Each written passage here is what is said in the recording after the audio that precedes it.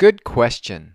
What are the three branches of government? And other questions about the U.S. Constitution by Benjamin Richmond, read by Brett Williams. What is a constitution? In the National Archive Museum in Washington, D.C., you can see the original United States Constitution.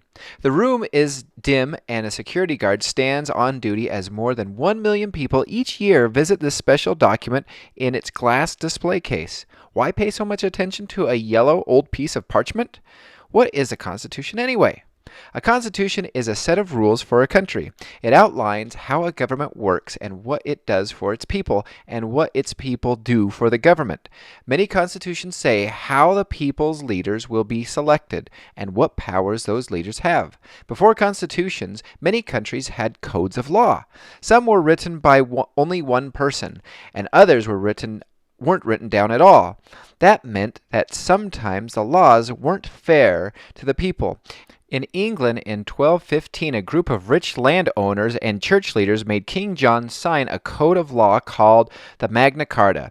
It limited the king's powers and protected his subjects. For example, the king could no longer throw someone in jail without a trial. The Magna Carta became an important influence in the United States Constitution. In this book, the Constitution refers to the United States Constitution. Even though there are many constitutions in the world, new constitutions are still being written. In 2014, Tunisia signed a new constitution. The oldest constitution was signed into law by the tiny country of San Marino in 1600. But most historians agree that the United States Constitution is the oldest single document constitution still used today. The longest written constitution in the world belongs to the country of India. It has 32 parts, 395 articles, and 98 amendments. It is kept in a container full of helium for protection. With just 7 articles and 27 amendments, the United States Constitution is the shortest written constitution.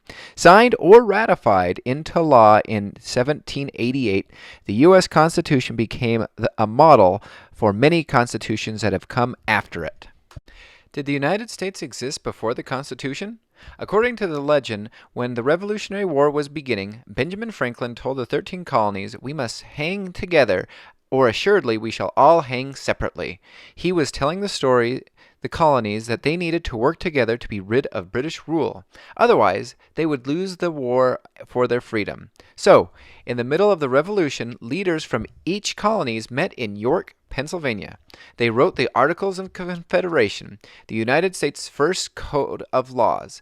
The colonial leaders called themselves the Congress of the Confederation and agreed to meet after the war to make new laws for the colonies.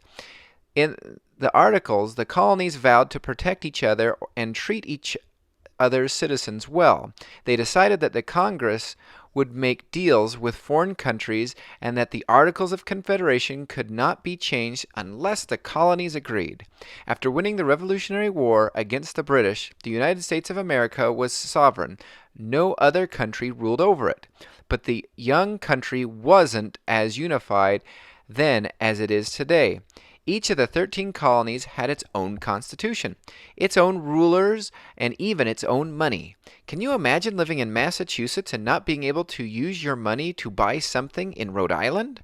Meanwhile, the federal government, which looked over the whole country rather than a single state, was very small. What's more, there wasn't much of an army for the country, only for the states. The federal government did not have the power to collect taxes, so it couldn't pay an army and relied on states for money. The states did not always pay on time, and so the federal government could not always do its job. Something needed to change. Did a group of angry farmers almost topple America? After the Revolution, the United States was in a rough shape. Prices for everything were higher, and farmers in particular were struggling with money. During this time, owing too much money could get you sent to jail.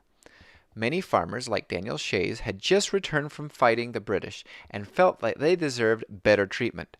Shays came home from the war to find that he had to go to court for unpaid debt. He began organizing protests for debt relief so he and others would not have to go to jail. But the Massachusetts state government went on break without considering debt relief. Shays and other protesters surrounded the county courthouse in protest. Merchants in Massachusetts did not want debt relief because the farmers owed them money. So when Massachusetts government could not fund an army to defend the courthouse, merchants hired 3,000 men to work like an army. These men fired cannons at the farmers, killing 4, wounding 20, and scattering the rest. The Massachusetts government eventually forgave the people who participated in the rebellion, including Daniel Shays. Shays' rebellion scared people around the country. It showed that the state's governments weren't ready to deal with a rebellion on their own, but they also could not rely on the state for help. What was wrong with the Articles of Confederation? The Articles of Confederation that were written during the Revolutionary War made the federal government weak. It could not collect taxes or fund its own money. There was no strong navy to protect the United States ships from pirates, and no president to make trade agreements with other countries. Even sending goods between states was difficult. So in 1786, former Congressman Alexander Hamilton led a meeting of representatives from 5 different states in Annapolis, Maryland. They agreed that the United States needed a stronger federal government. They decided to meet in Philadelphia, Pennsylvania, with members from every state to create a constitution. Who was the father of the Constitution? The first delegate to arrive at the Constitutional Convention was James Madison, a short man from Virginia who loved to read. 36-year-old Madison was excited to replace the Articles of Confederation. He had already helped to write the Virginia's state constitution in 1776. George Washington arrived from Virginia soon after Madison. He was a famous general, and the people of Philadelphia cheered as they saw him coming. The spring was very rainy, and many of the roads had turned to mud, so few delegates were on time. While they waited for more delegates to arrive, Madison wrote the Virginia plan with some input from his fellow Virginians. The plan called for a government that was voted in by the people and had 3 parts: a Congress to make laws, a court to make decisions about laws, and a president to be the chief diplomat and head of the armed forces. The states would choose whom to send to Congress, but the number of people they were allowed to send would depend on how many people lived in the state. By May of 1787, the delegates had all finally arrived. They voted for Washington to lead the convention. Madison agreed to write down everything that he said. He was present at every meeting and only stopped writing when he himself had to say something. When the convention finally began, Edmund Randolph quickly introduced Madison's Virginia plan. The delegates used it as a blueprint for the Constitution and got to work making changes and adjustments. When all was done, James Madison was called the father of the Constitution. How long did it take to write the Constitution? It became clear early on that the biggest question was how states would be represented in the new federal government. The bigger states supported the Virginia plan. They thought the larger the state, the more representatives it should have in Congress. The smaller the states supported the New Jersey plan. They wanted every state to send an equal number of congressmen to a new government, so every state would have an equal say. The delegates fought about this for weeks and weeks. The summer was boiling hot, but to keep their work secret, the delegates kept all the windows of the convention hall closed. Behind the locked doors of the hall, tempers flared, and the delegates did not quit. They knew they had to get this Constitution right. Finally, in July, the delegates who wanted the Virginia plan and the delegates who wanted the New Jersey plan each agreed to give something up to work together. The new plan was called the Great Compromise. It blended the 2 plans and created 2 houses of legislative branches of the government, one where all the states were equal and one where the numbers of the votes each state got depended on the population of the state. But the Great Compromise didn't resolve the big disagreement between the states in the South and the states in the North. There were over 600,000 black men and women in the United States at the time, and most were enslaved in the South. The Southern states felt that these enslaved people should count towards their state's population size. This would give the states in the South more power in the government. The states in the North felt that since enslaved people were not allowed to say where they lived, they would not get to vote and did not have other rights, that they should not be counted. Another compromise was made. An enslaved person would count for 3/5 of a person. This was called the 3/5 Compromise. The delegates debated from May through September 17th, 1787. Even after the writers had finished the first draft of the Constitution on August 6th.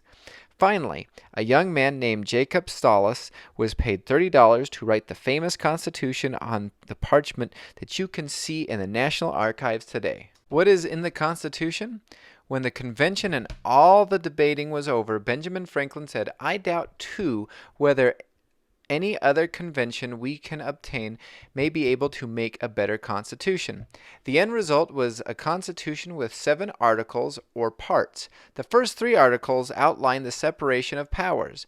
The new Americans had just come from living under a king, and they wanted to make sure that no one person or group had too much control over the country.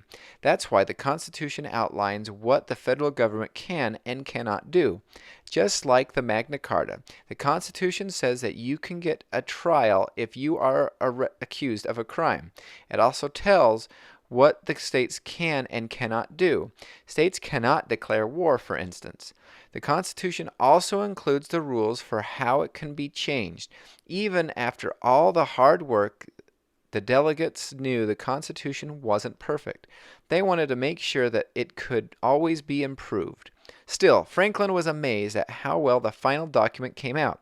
"It therefore astonishes me, sir, to find the system approaching so near to perfection as it does, and I think it will astonish our enemies," he said. What is the preamble? The preamble is what begins the Constitution, and it is one of the most famous parts. It begins, "We the people," and then explains that the document was written to form a country where people were to be treated fairly, stay safe, and live together freely. Patrick Henry, who declined to attend the Continental Convention, was upset by the very first 3 words of the preamble. He thought Americans should be loyal to their states first. To him, Americans were not a people who could speak in one voice, but the Constitution explains how people can be citizens of both a state and a country at the same time. What are the 3 branches of the government? The Constitution breaks the government up into 3 parts or branches. They are called the legislative, executive, and judicial branches. The whole goal of this complicated system is to make sure that no one person or part of the government has too much power. This is called a system of checks and balances. The legislative branch is in charge of making laws. It is also called Congress. The Great Compromise was supposed to make both the big and small states happy. Congress would have 2 different houses or groups of lawmakers. The 2 houses of Congress are the House of Representatives and the Senate. The House of Representatives is made up of different numbers of representatives from every state. The more people living in that state, the more members it has in the House of Representatives. For example, Nebraska has a state with few people, sends 3 members to the House of Representatives. A much more populated state, Texas, sends 36. The other houses of Congress is called the Senate. Every state, from the smallest to the biggest, send 2 senators to the Senate. The job of Congress is to pass bills which either make new laws or tell the government how to spend its money, which is called a budget. Every bill that the House of Representatives passes needs to also pass the Senate. Once it passes both houses, the bill goes on to the next branch of government. Leads the executive branch? Once a bill passes through Congress, it goes to the president. The president is the executive branch of the government. The president cannot make laws, but it is his or her job to defend the Constitution. If the president doesn't think a law is right, he or she can refuse to sign it. This is called a veto. Article 2 of the Constitution explains what the executive branch of the government is. The president is elected every 4 years, but the people do not directly vote for who becomes president. Instead, the states choose electors based on how many senators and representatives it has. California has the most electors, 55, because it has the most people. Wyoming has the fewest because it has only 3 electoral votes. These electorals votes for the president. You might be thinking, but I've seen regular people vote for the president. These people are voting to tell their state electors who to vote for, but this is not outlined in the Constitution. While only Congress has the power to declare war, the president is in charge of the armed forces. This is why you might hear the president called the commander-in-chief.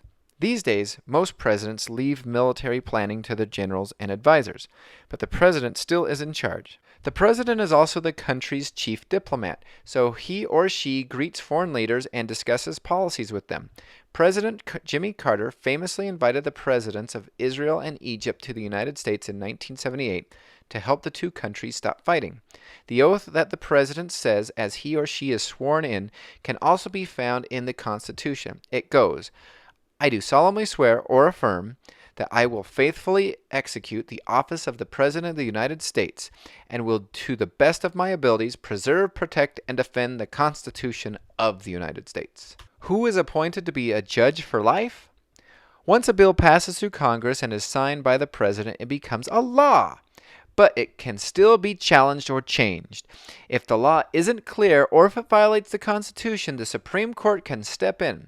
The Supreme Court represents the third branch of the government, the judicial branch. The Supreme Court is the highest court in the United States. It is sometimes called the court of last resort because people can appeal any other court's ruling and get another trial, but not after a Supreme Court ruling. If a case is so complicated or unusual that no other court can settle it, or if no law exists already, or if it looks like the law isn't clear, the case will sometimes go to the Supreme Court. Some people say that the president's longest lasting impact is whom he or she chooses for the Supreme Court. That's because once someone becomes a Supreme Court judge, also called a justice, they can stay for as long as they can do the job. William Orville Douglas served on the court for 36 years. There were 9 presidential elections in that time. There are no elections for Supreme Court justices, so the process for choosing a new justice after an old one dies or retires can take a long time. It's the president's job to choose new justices. There are 9 Supreme Court justices so that there are no ties when they decide on a case. This isn't in the Constitution, so the number of justices has changed over time. The 3rd article of the Constitution says that the United States Supreme Court decides if new laws or treaties are constitutional. If it is declared unconstitutional, a law must be replaced by a new law. William Howard Taft is the only president to serve on the Supreme Court. After being president from 1909 to 1913, he became the Chief Justice in 1921.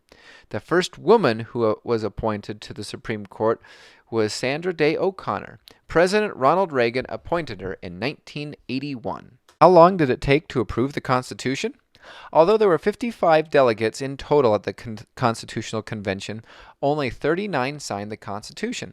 Some delegates would have signed the Constitution, but they were pulled home before it was ready. Some delegates left in anger because they did not like what the Constitution was becoming. 3 delegates who were present refused to sign the Constitution. Edmund Randolph from Virginia did not sign it because he thought the Constitution didn't have enough checks and balances. Eldridge Gerry from Massachusetts did not think the Convention had the authority to reshape the country's government, and George Mason would not sign it because the Constitution did not include a Bill of Rights to protect the people. After the Constitution was complete, copies were sent to all 13 state governments. If 9 of the 13 states, or 2/3 majority, voted for the new Constitution, the new federal government would be approved. Every state set up its own constitutional convention to review the new Constitution. In December 1787, after lots of discussion, Delaware became the first state to approve the Constitution. Pennsylvania, New Jersey, Georgia, Connecticut, and Massachusetts followed. After Maryland and South Carolina, only one more state was needed. On June 21, 1788, New Hampshire approved the Constitution. America would have a new government. Who was the first president? America was ready for its new government, but it needed its first president. The famous general and leader of the Constitutional Convention, George Washington, was chosen unanimously. On April 30th, 1789, George Washington took the oath to serve the young country and protect the even younger Constitution. After Washington served as president for 4 years, he wanted to retire, but people convinced him to stay for another term. Washington agreed but retired happily after 4 more years. Today, no president is allowed to serve more than 2 terms in office. Has the Constitution changed? The framers of the Constitution knew that the people might need new laws in the future. If the Constitution were to last, people would need to be able to make changes. Changes to the Constitution are called amendments, and they can be added in 2 ways. The first way is for 2/3 of the states to call for another constitutional convention, where all the states can suggest amendments. This has never happened. The second way the Constitution can be amended is through Congress. If 2/3 of both of the House of Representatives and Senate vote for an amendment, then a vote goes to the state government. If 3/4 of the states, 38, approve the amendment, it becomes law. What is the Bill of Rights? The Constitution was in place, but some Americans thought that people's rights weren't protected from the government strongly enough. So James Madison wrote amendments to be added to the Constitution. 10 were passed and became known as the Bill of Rights. Can amendments be taken back? Amendments were added to the Bill of Rights, and more can still be added today. Amendments can't be taken out of the Constitution, but they can be repealed or reversed by another amendment. You probably know that alcohol isn't illegal, but that's because the 21st Amendment, which was added in 1933, repealed the 18th Amendment. If individual states want to outlaw alcohol, they can, but the federal government no longer bans it. What is the future for the Constitution?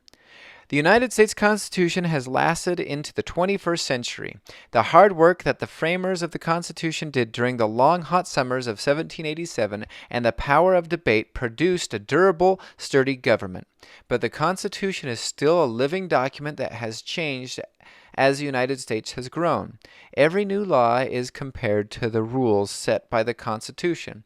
So, in a way, framers like Madison, Franklin, and Washington are still helping shape our country. Just as the Constitution lays out the government's duties to the people have a duty to the Constitution that they fulfill by voting. Every generation has to take their responsibility for the government, which is why special attention is given to get people involved. The 26th Amendment set the voting age at 18. It might seem far off now, but someday soon you will be able to vote. Just like the millions of people who have voted before you, it will be your chance to shape your country.